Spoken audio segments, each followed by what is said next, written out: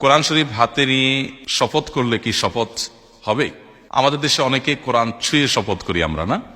কোরআনে হাত রেখে কসম করি। তো কোরআন ছুঁয়ে, কোরআন ধরে, কোরআনে হাত রেখে শপথ করলে শপথ হবে কিনা, এবং এই শপথ হলে তার কাফারা দিতে হবে কিনা? এর উত্তর হলো যে শপথের একমাত্র বিশুদ্ধ ফরম্যাট হলো আল্লাহর নামে শপথ করা।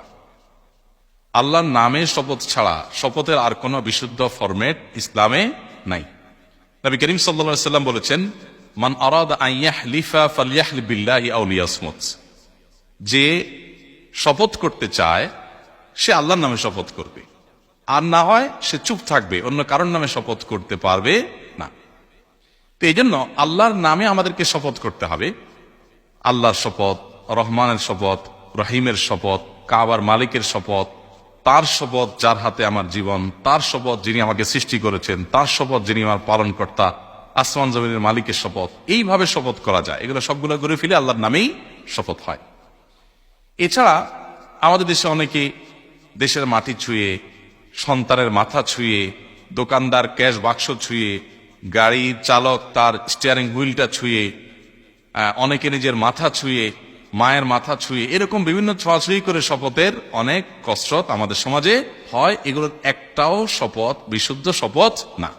কোরআন হাদিস বর্ণিত যে শপথ তার আওতা এর একটাও পড়ে না। এগুলো একটা শপথ হবে না। কথা কি বুঝাতে পারছি? কিন্তু কোরআন ছুঁয়ে যে শপথ, এই শপথটা বিশুদ্ধ না হলেও অনেক উলামায়ে কেরামের মতে এই শপথটা করলে কেউ সেটা রক্ষা করতে হবে, অন্যথায় কাফারা দিতে হবে। কিন্তু এই পদ্ধতিটা সঠিক না। ভুল পদ্ধতিতে করা সত্ত্বেও যদি কেউ করে ফেলে তাহলে তাকে এই শপথ রক্ষা করতে হবে, আদারওয়াইজ তাকে কাফারা দিতে হবে। এই শপথটাও সঠিক না কেন? কারণ নবী করিম সাল্লাল্লাহু আলাইহি ওয়াসাল্লাম, সাহাবায়ে কেরাম তাদের যুগে চামড়ায়, চাড়ায় যেখানে কোরআন লেখা ছিল এরকম কোনো কিছু স্পর্শ করে তারা শপথ করেছেন, ধরে ছুঁয়ে শপথ করেছেন, এরকম কোনো নজির কোরআন হাদিসে পাওয়া যায় না। এজন্য এরকম ধরে শপথ করা কোন বই, কোরআনের আয়াত, শপথ ছুঁয়ে শপথ করা, ধরে শপথ করা, এরকম কোন নজির ইসলামে নাই, কোরআন হাদিসে নাই। বিধায় এটা কোনো সঠিক শুদ্ধ শপথ না। আল্লাহর কালাম এটা আল্লাহর সিফত, অতএব সেটার শপথ হতে পারে। মূলত আমাদের দেশে যারা কোরআন ছুঁয়ে শপথ করেন, অনেকে হয়তো আল্লাহর কালামের শপথ করছেন, সেটাই তিনি বুঝাচ্ছেন। বাকি পরিভাষাটা হলো যে ওটা ছুঁয়ে শপথ করা। যদি এই পরিভাষা সুন্নাহর খেলাফ পরিভাষা হওয়ার কারণে এটা অশুদ্ধ শপথ, এভাবে আমরা শপথ করব না।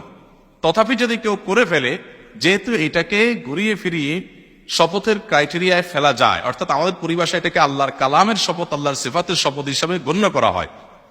আর শপথ এই সম্পর্কে দুররে মুফতার, ফতোয়া শামী সহ বিভিন্ন ফতোয়ার কিতাবগুলোতে উল্লেখ আছে যে এটা ওরফ বা সামাজিক রীতি নির্ভরশীল একটি বিষয়। অর্থাৎ কোন সমাজে শপথের কোন রীতি যদি প্রচলিত হয়, সেটাকে শপথ হিসাবে সাধারণত গণ্য করা হবে যদি শপথের ক্রাইটেরিয়া কোনোভাবে সেটা পড়ে, ব্যাখ্যা করেও পড়ে। অতএব আল্লাহর কালাম, এই কোরআন, এটা ছুঁয়ে শপথ করবেন, আল্লাহর কালামের শপথ করা, সেই ব্যাখ্যা করা যায়। সেই জায়গা থেকে যদি কেউ এরকম করে ফেলে তাকে ওই শপথ রক্ষা করতে হবে, না হলে কাফারা দিতে হবে। কাফারা কি?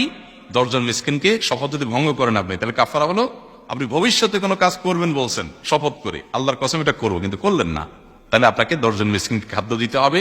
আর নাহলে 10 জন মিসকিনকে, মানে একদিনের খাদ্য দিতে হবে 10 জন মিসকিনকে। আর নাহলে 10 জন মিসকিনকে মিনিমাম যে পোশাক না হলে না এরকম পোশাক দিতে হবে 10 জন মিসকিনকে।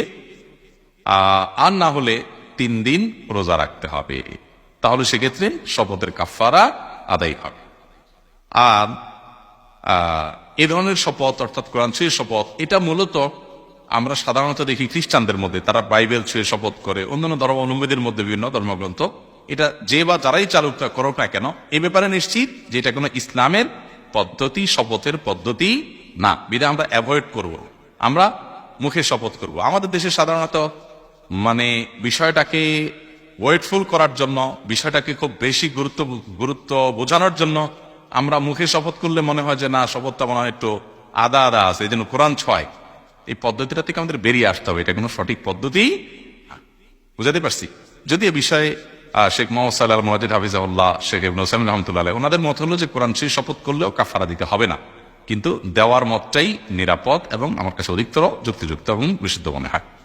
আমরা এটা অ্যাভয়েড করবো ইনশাআল্লাহ। আজকাল বিশেষ করে আমাদের স্কুল কলেজের বন্ধুদের মধ্যে, শিক্ষার্থীদের মধ্যে কিরে কাওয়া, কিরা কিরা কসম, ওই একই জিনিস, এগুলোর প্রবণতা অনেক বেশি।